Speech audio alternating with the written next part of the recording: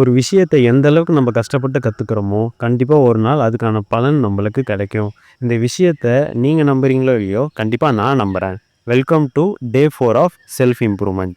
Empty ஸ்டொமக்கில் weight measure பண்ணி பார்த்தா 68.6 கேஜஸ் இருந்தேன். வெயிட்டில் பெருசாக இம்ப்ரூவ்மெண்ட் இல்லை. கேஸை பற்ற வச்சு ஒரு பாத்திரத்தில் வாங்கிட்டு வந்த பாலை ஊற்றி பாயில் பண்ணிட்டேன். நேற்று ஊற வச்சுருந்த ட்ரை ஃப்ரூட்ஸில் எல்லாம் மிக்ஸியில் போட்டு அரைச்சிட்டு எல்லாத்தையும் ஒரு ஷேக்காக போட்டு குடிச்சிட்டேன்.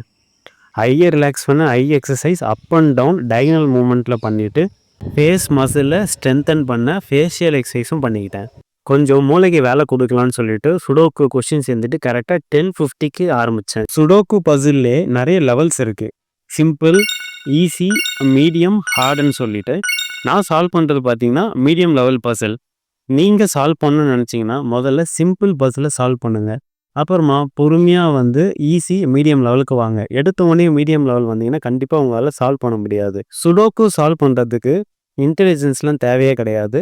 ஜஸ்ட் லாஜிக் மட்டும் தெரிஞ்சால் போதும், நீங்களும் ஈஸியாக சால்வ் பண்ணலாம். இந்த பஸ்ஸில் இப்போ என்னால் 40 நிமிஷத்தில் முடிக்க முடிஞ்சது. நாளைக்கு பார்க்கலாம் guys. Have a nice day.